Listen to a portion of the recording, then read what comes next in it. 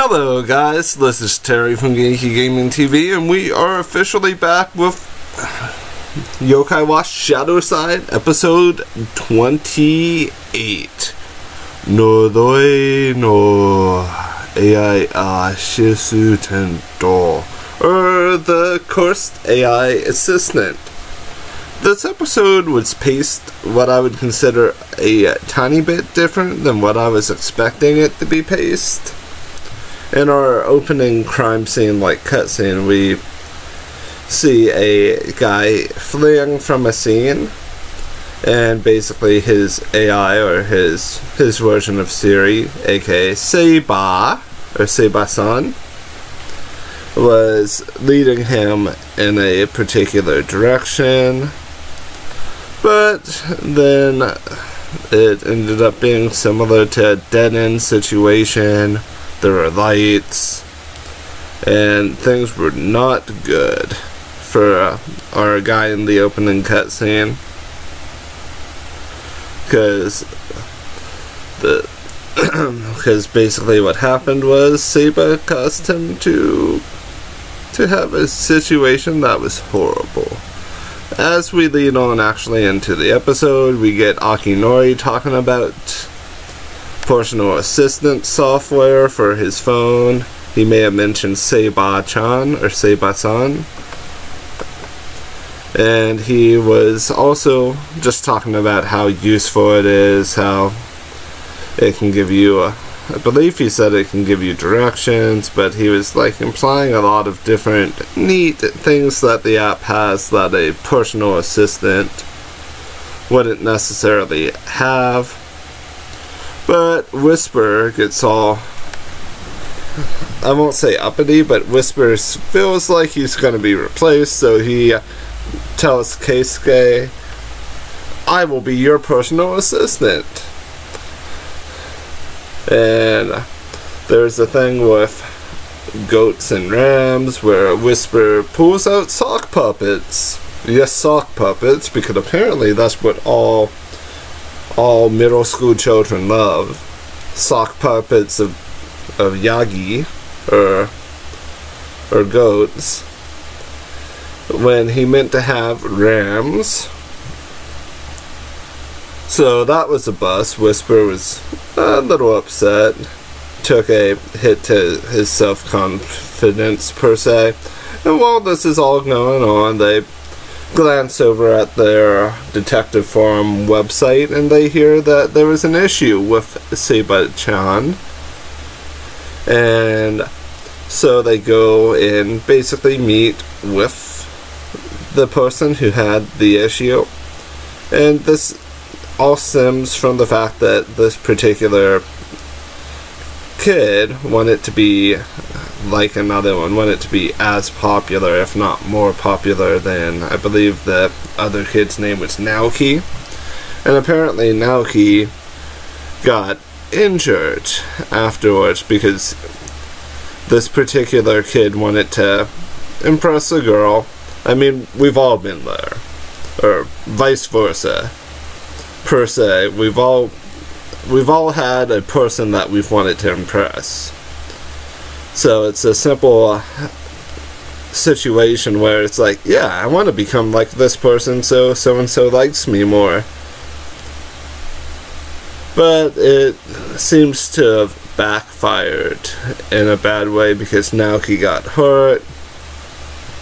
People are talking about how him getting hurt kind of affects the soccer team as well. And just kind of affects things in general with how their dynamic is set up. So upon leaving the park, after talking to I'm just gonna call the people that they defend their defendants, Tank and Koji suddenly appear. Obviously, you know it's going to be good when Tank and Koji show up. So they basically start talking about Sebas-san, saying that they had a wish that San Nin, that all three of them, Tank, Koji and Keisuke could fly, or to do something to that extent, because I believe they said Tende, yeah, Tende Mas, or flight, or something to that extent. So out of nowhere, these three get, I was gonna say possessed, but it's more or less inspiriting, or being inspirited by Sebas-chan. And they begin sprinting like crazy, and then we get a hilarious scene of Whisper saying, left, right, go, Keisuke. It was hilarious. And I want to say one thing before we move on. Level 5 has really stepped it up with expressions and background details, and even Toma has started to emote, which makes me hate Toma slightly less. I don't truly hate Toma, but I feel like Toma's reached the point where once he gets all of the swords, that Toma does not need another power-up ever again. All of those Fudo Mio level yokai that are in my tribe status that he has or will be getting, like the Genbu yokai he doesn't really need much else, considering he mainly uses Yoshitsune a majority of the time. Anyways, I feel like with just mainly having that, Toma doesn't need any more strength. I feel like Natsume needs some more power, and Akinori needs 2 more yokai of his own for the anima, at least. Those are my thoughts, and Keisuke needs more arcs as well. See, we have a power scaling issue right now. Hopefully this will be rectified after this season, but let's keep going here. So Whisper keeps trying his best to be a good personal assistant. He even gets on his Y-pad and starts to look around for stuff, while Keisuke, Koji, and Tank start running ahead even further and faster. He tries to catch up, he tries to use the puppets again, and they send him flying into the air, Team Rocket style. So as this is going on, Natsume, Toma, and Akinori try to plan a way to catch up with him. Well, with them in general. I guess they wouldn't want Tank and Koji to fall to their doom. They more or less care about Keisuke. To me, that's the only one who really mattered in that situation, because we have no idea who Tank and Koji's families are, or even their other friends, other than Minami-san. So as this all goes on, they begin running up the steps of a building. We get a little sequence break. They're there. Akinori uses Suzaku to fly into the air, while Toma uses Yoshitsune, and Yoshitsune jumps into the air. We see a small little clash with Sabae-San, or Sabae-Chan's dark side or shadow side, which is Sebas-chan. So the clash goes on for a tiny bit of time. It's not really even a true fight. As this is all going on, Suzaku's flying up into the air to get to the top of the building, because they know that if Toma doesn't defeat Sabae-Chan, that bad things are going to happen, that kids are going to fall off the roof, jump to their death. So they're flying up the building. They finally reach the top when... Wait, I missed a step here. We forgot to talk about Michi and Junior. They tried to stop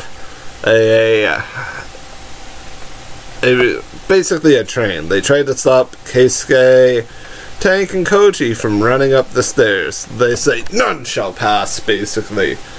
And they both get a little scared, and then they're knocked up into the air. Team Rocket style again.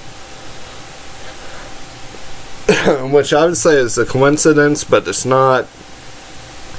But right where we sequence break before, when I said Natsume Akinori and Suzaku were at the top of the building. That was when Keisuke, Koji, and Tank were up there, and they're trying to fly to catch up with them, but Sabae-San, or Sabae-Chan, basically grabbed the talons of Suzaku with a whip.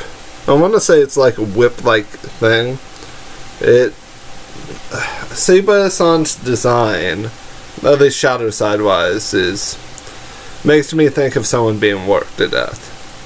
Because there's the whip, there's business attire. If you know anything about working in Japan, which I know a little bit of, not from personal experience, but from different people, there's a lot of long hours, and bosses can be pretty demanding. Once had a friend tell me he worked a 16 or 17 hour day, and that was a norm for him when they were busy, which they're always busy. If you're not working 10 plus hours a day, you're not working. But I do digress. Basically, Whisper saves the day. Yoshitsune fails, but Whisper saved the day just in time. The boys were at the edge of the building. Whisper does a Super Saiyan Whisper bullet, where he just charges right into the torso of Sabae-Chan and knocks Sabae-Chan into the ground, or into the side of the building where she was at.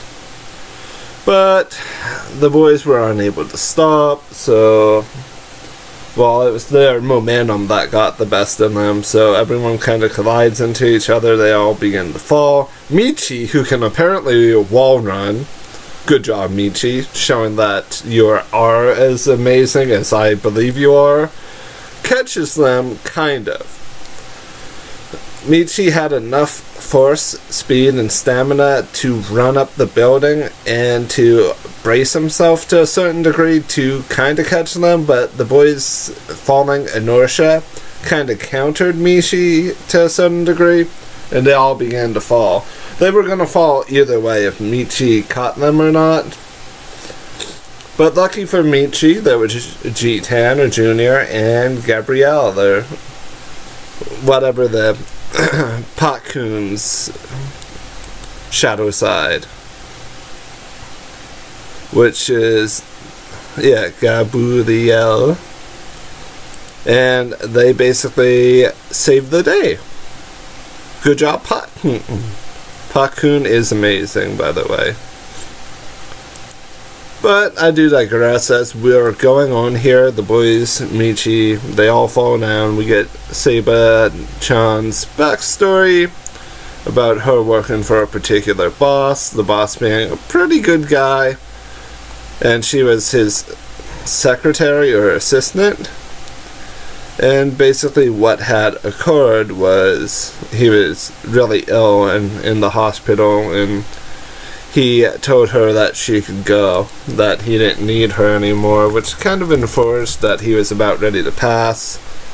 From sorrow, she became Sabae-Chan or Sebas-san.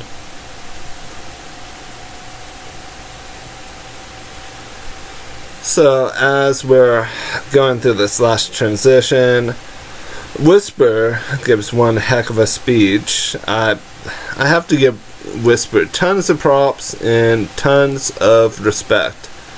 What he basically said, how he said it, everything was done in a correct way that kind of made things just kind of flow in an efficient manner. But basically what happened was, it's like, you need to be the change you want to be, basically. That is what I got from it, from my context. You need to be kind of a positive effect on people. So, after hearing that, Sebas-san basically went to the hospital and started helping out people. She used some special things on a elderly man's lunch she also helped a little girl by sending her a message, kind of building that confidence and happiness, saying we can play. And it's like her in her app form, kind of. But as this all kind of sits into pace, we see Naoki-kun, and we get a makeup scene between him and the other boy, the boy who wished to be as popular, if not more popular, than Naoki-kun. And the reason why I'm using kun is from the boy's perspective. That's what he might have used. I mean, I don't remember if it was exactly kun that he said. He could have said san, but they seemed like they were kind of close enough that kun might be something that would be used, because you normally only use san in very polite situations. But as this really closes in, we get Doketsu trying to use the app in his human form, and Haruya ending up in a jungle because Hime said so. So at the end of the day, don't listen to Ayame Hime no. Never listen to Ayame Hime no. When someone has Hime no in their last name, it means it's not a Hime. Well, in this situation, that's what it means. But that's been it for this particular review. I want to thank everyone for watching and listening. I hope everyone has themselves a wonderful morning, afternoon, and or evening. I'm out. Bye.